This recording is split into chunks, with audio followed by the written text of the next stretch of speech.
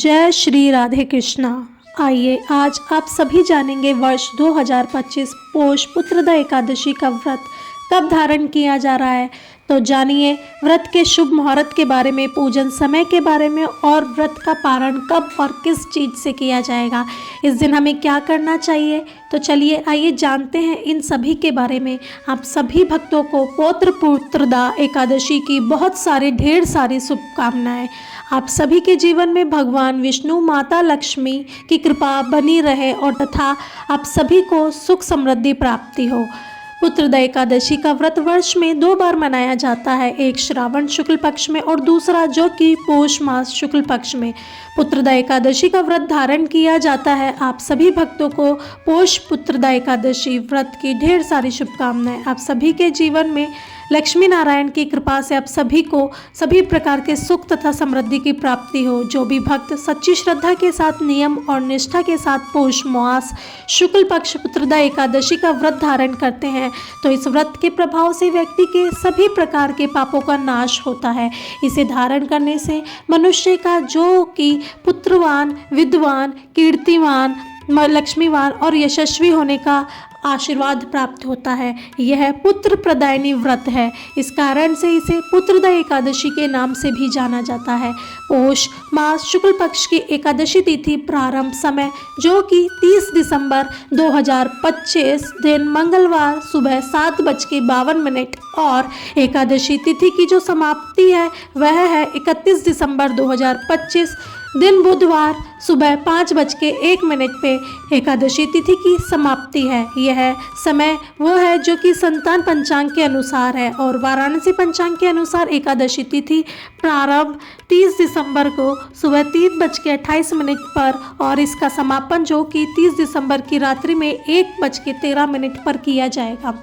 तो ऐसे में इस बार ऑनलाइन सनातन पंचांग के अनुसार स्मार्थों के लिए जो कि 30 दिसंबर को व्रत बतलाया गया है और वैष्णवों के लिए 31 दिसंबर को, वहीं पे वाराणसी पंचांग के अनुसार और बिहार के पंचांग के अनुसार जो कि 30 दिसंबर को एकादशी व्रत धारण किया जाएगा। गृहस्थ या वैष्णव दोनों के लिए ही धारण व्रत 30 दिसंबर को होगा। तो आप जहाँ के भी है समय के अकॉर्डिंग आप अपने व्रत को धारण कर सकते हैं। व्रत पारण के लिए कहा गया है कि व्रत का पारण हरि मासा समाप्त होने के बाद द्वादशी तिथि में ही करना चाहिए।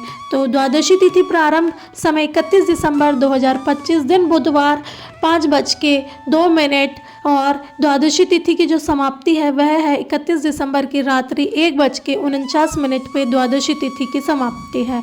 यह समय जो कि ऑनलाइन सनातन पंचांग के अनुसार है, वही वाराणसी पंचांग के अनुसार द्वादशी तिथि प्रारंभ जो कि 30 दिसंबर को रात्रि 1:14 से हो जाएगा और इसका समापन 31 दिसंबर को सुबह 10:51 पे द्वादशी तिथि की समाप्ति है।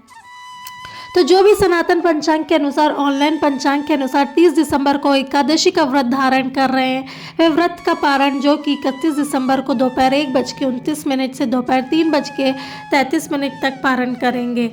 और जो वाराणसी पंचांग के अनुसार व्रत का धारण कर रहे हैं तो आप वाराणसी पंचांग के अनुसार 31 दिसंबर जो कि सुबह 8:20 से लेकर सुबह 8:40 तक व्रत का पारण संपन्न कर सकते हैं। 30 दिसंबर को ब्रह्म मुहूर्त का समय सुबह 5:24 से सुबह 6:19 तक है होगा। सूर्योदय का समय सुबह 6:43, सूर्यास्त शाम 5:18 पर होगा। राहु काल का समय 30 दिसंबर को दोपहर 2:39 से दोपहर 3:58 तक होगा और 31 दिसंबर को दोपहर 12:01 से दोपहर 1:20 तक होगा। राहु काल समय के दौरान कोई भी शुभ कार्य या नया कार्य नहीं करना चाहिए, इस बात का आप सभी को विशेष ध्यान रखना है। 30 दिसंबर को प्रातःकाल पूजा का शुभ मुहूर्त 5:51 से सुबह 7:13 तक होगा और शाम को पूजा का शुभ मुहूर्त 5:34 से शाम 6:56 तक होगा। 30 दिसंबर को त्रिपुष्कर योग भी बन रहा है जो कि सुबह 5 बजे से लेकर अगले दिन सुबह 7:14 तक होगा। सर्वार्थ सिद्धि योग भी बन रहा है और रवि योग भी बन रहा है 30 दिसंबर को, जो कि सुबह 3:58 से शुरू हो के अगले दिन सुबह 7:14 तक होगा, जो कि बड़ा ही अच्छा सहयोग बन रहा है। पुत्रदा एकादशी के व्रत में इस दिन विशेष प्रकार से भगवान विष्णु तथा माता लक्ष्मी और भगवान विष्णु नारायण के स्वरूप की पूजा करनी चाहिए। इस दिन का खास करके जो कि गंध, पुष्प, फूल, धूप, दीप आदि से पूजन करें और इस दिन खास ध्यान रखें कि जिस गाय का बछड़ा हो उसी गाय के दूध से इस दिन भगवान की प्रतिमा को स्नान करवाना चाहिए और उसे प्रसाद के रूप में ग्रहण भी करना चाहिए। यह अवश्य ही कार्य करना चाहिए आप सभी को। यह अनंत फलदायी माना गया है। इस दिन भगवान का पूरे विधि विधान के साथ गंध, पुष्प, धूप, दीप आदि से पूजन करें। अनेक प्रकार के नैवेद्य आदि का भोग लगाएं, जल से आचमनी करवाएं, मुख शुद्धि के लिए पान पत्र, सुपारी, लौंग, इलायची के साथ में अर्पित करें, द्रव्य दक्षिणा चढ़ाएं और फिर पुत्रदा एकादशी व्रत का धारण करें और कथा का श्रवण करें। पुरुष सूक्त, विष्णु सहस्त्र नाम आदि का पाठ या श्रवण करें, भगवान विष्णु के अष्टोत्र, चालीसा आदि का पाठ या श्रवण करें तो यह अनंत फलदायी माना गया है। व्रत को जो कि दिन रात्रि उपवास रहते हुए धारण करना चाहिए।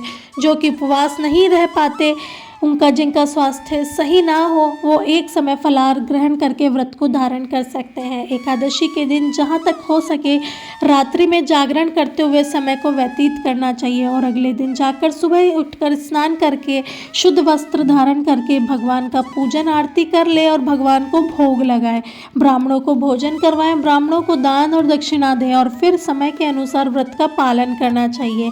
इससे अनंत फलों की प्राप्ति होती है। व्यक्ति के सभी प्रकार के पापों का नाश होता है। भगवान की कृपा से मनुष्य को जो कि पुत्रवान, विद्वान, कीर्तिमान और लक्ष्मीवान, यशस्वी होने का आशीर्वाद प्राप्त होता है तथा संतान इच्छुक भक्तों को संतान का लाभ प्राप्ति होती है।